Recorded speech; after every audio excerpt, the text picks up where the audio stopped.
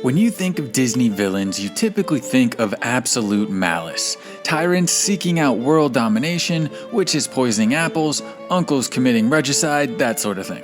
But then there's this guy, the Duke of Weselton, or Weselton, depending on who you're asking. He's the classic comic relief antagonist, arrogant and paranoid, with cartoonishly questionable fashion choices and dance moves.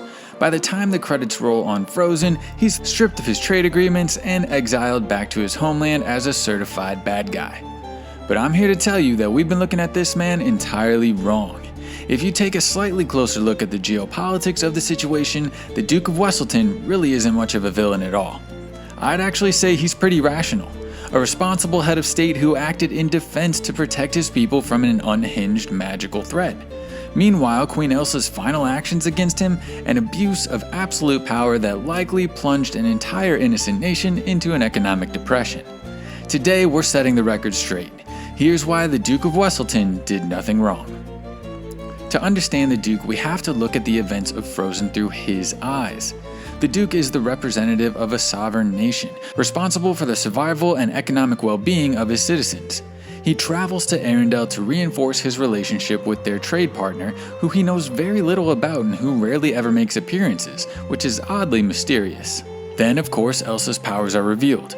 As the viewers of the movie, we understand that this is just a repressed young woman struggling to hide these powers. But to an outsider, this is a mysterious ruler who almost never shows her face in public, suddenly losing her temper and exploding with violent ice magic, which clearly could easily kill someone. And if this new July winter apocalypse remains unchecked, it could literally wipe out life as they know it for anyone close enough to be affected. The Duke is trapped there in Arendelle. He has no idea if his people back in Weselton are safe, if they've been hit by these freezing temperatures as well or not. And if they have even less of a clue of why it's happening. They'd be completely rocked by this weather change. It would tear apart the community.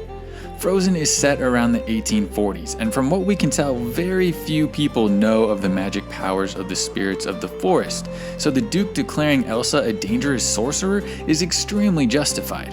He knows nothing of her journey of self-discovery, because she's kept herself locked away for years. All he sees is a massive, unprecedented biological and ecological crisis caused by a foreign dictator who hid her volatile powers from her allies, and even from her own people. This is the turning point of the movie where the narrative desperately wants you to think that the Duke is turning into an assassin.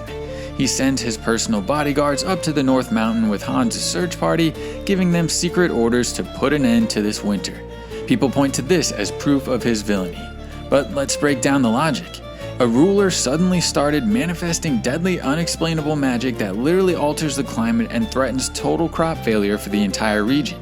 Arendelle's leadership has completely collapsed. The Princess Anna has left a random guy she barely knows in charge of the kingdom. The townspeople are freezing to death and supplies are running low. In this case, calling Elsa a monster is a completely fair assessment based on the available data. The Duke has two choices now. One, sit tight, do nothing, and allow his crew and potentially his entire homeland to starve and freeze to death while waiting to see if the Ice Witch decides to play nice. Option 2, take a tactical, preemptive strike to eliminate the source of the magic and save countless lives.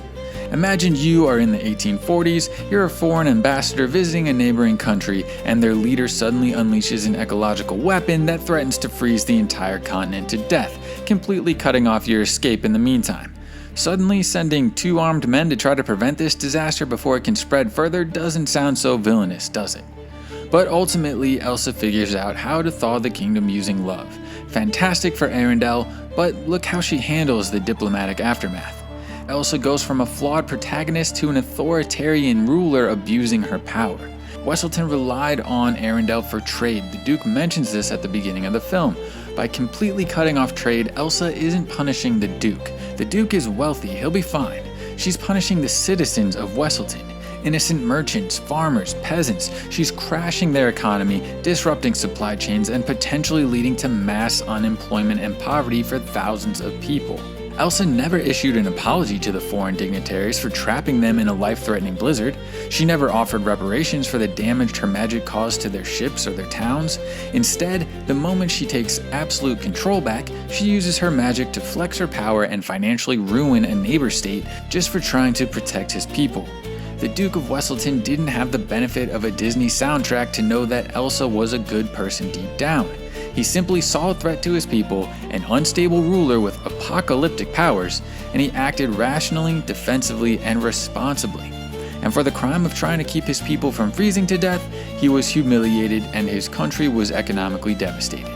That just doesn't sound like justice to me. Thanks for watching, and if you like this video, be sure to click like and subscribe, and let me know in the comments what you think of the Duke of Weselton. See you next time.